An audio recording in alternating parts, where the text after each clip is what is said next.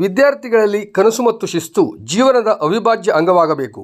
ವೈಯಕ್ತಿಕ ಶಿಸ್ತು ವಿದ್ಯಾರ್ಥಿಗಳ ಪರೀಕ್ಷಾ ತಯಾರಿಗೆ ಪೂರಕವಾಗಿದೆ.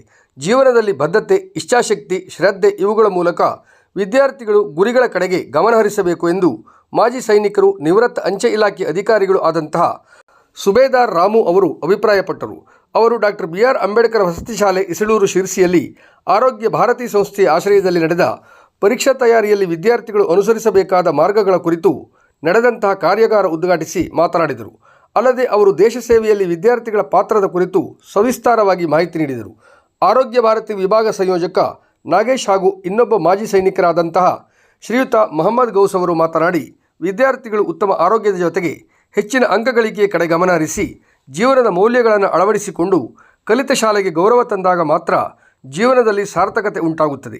ಈ ನಿಟ್ಟಿನಲ್ಲಿ ಎಲ್ಲರೂ ಕಾರ್ಯಪ್ರವೃತ್ತರಾಗಬೇಕು ಎಂದು ಕರೆ ನೀಡಿದರು. ಅಂಬೇಡ್ಕರ್ ವಸತಿ ಶಾಲೆಯ ಪ್ರಾಂಶುಪಾಲರಾದ ಶ್ರೀಮತಿ ಗಿರಿಜಾ ಪೂಜಾರಿ ಅವರು ಮಾತನಾಡಿ, ದೇಶದ ಸೈನಿಕರು ನಮಗೆಲ್ಲ ಸ್ಫೂರ್ತಿ. ಅವರ ತ್ಯಾಗ ಸದಾ ಸ್ಮರಣೀಯವಾದದ್ದು. ವಿದ್ಯಾರ್ಥಿಗಳ ಗುಣಾತ್ಮಕ ಮೌಲ್ಯಗಳನ್ನು ಬೆಳೆಸುವತ್ತ ಆರೋಗ್ಯ ಭಾರತಿ ಶ್ರಮಿಸುವುದು ಶ್ಲಾಘನೀಯ ಎಂದರು. ಕಾರ್ಯಕ್ರಮದಲ್ಲಿ ಶಿಕ್ಷಕಿ ರೇವತಿ ಭಟ್ ಅವರು ಸ್ವಾಗತಿಸಿ ಕಾರ್ಯಕ್ರಮ ನಿರ್ವಹಿಸಿದರು. ಕಾರ್ಯಕ್ರಮದಲ್ಲಿ ಆರೋಗ್ಯ ಭಾರತಿ ಸಿಬ್ಬಂದಿಗಳು, ಶಾಲೆಯ ವಿದ್ಯಾರ್ಥಿಗಳು, ಶಿಕ್ಷಕರು ಹಾಗೂ ಇತರೆ ಸಿಬ್ಬಂದಿಗಳು ಉಪಸ್ಥಿತರಿದ್ದರು.